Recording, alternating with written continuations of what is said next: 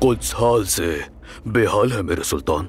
आवाम रोटी के एक एक टुकड़े के लिए लड़ रही है।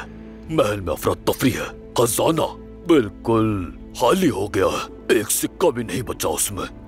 कफारे के नाम पे लोगों को तंग कर रहे हैं, उनसे पैसे ले रहे हैं, खराज वसूल कर रहे हैं, सिपाही बागी हो रहे हैं। खास तौर पर ईसाई माबदी वही बगावत की क़यादत कर रहे हैं। उनके इस अमल से सलीबी सिपाही भी बहुत मुतासिर हैं। उनकी हालत यह है कि वो अपना कोई भी सिपाही नहीं भेज सके सिवाय करक के दस्ते के। क्या उनकी क़यादत चैटलियन कर रहा है? बदकिस्मती से मैंने सुना तो यही है।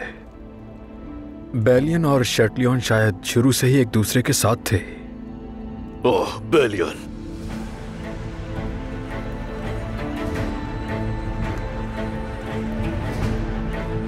अगर वाकई ऐसा है तो बैतुल अहज़ान उन दोनों से बदला लेने का एक बेहतरीन मौका है। क्या तुम जानते हो कि उनका फौजी दस्ता कौन सा रास्ता इख्तियार करेगा? शैटलियन के मुआविन से सुना है उनकी फौज रिवायती रास्ता इख्तियार नहीं करेगी, बल्कि वो खुफिया रास्ते पर सफर करेंगे। पोशीदा रास्ते से क्या मुराद है? शायद रोम के रास्ते से।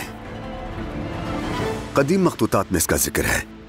कहते हैं कि एक रास्ता याकूब की घाटी से बैतुल अहज़ान की तरफ भी निकलता है, और जहां तक मुझे इल्म है उनके निशानात भी पोशीदा हैं। मैंने भी इस कहानी के बारे में सुना था, लेकिन मालूम न था कि यह सच है।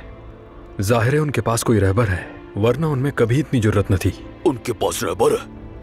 हम कैसे तलाश करेंगे? मुझे डर है कि अगर हम उन्हें बीच रास्ते पर नहीं रोक पाए तो वो हमें यहाँ फंसा देंगे।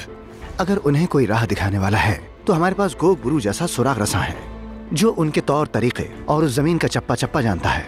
तो फिर सुबह सबसे पहले तुम उस रास्ते के निशानात तलाश करोगे जो उसकी सिमत तय करते हैं। जो आपका हुक्म मेरे सुल्तान। आराम करो जाके, कल का दिन बहुत तवील होगा।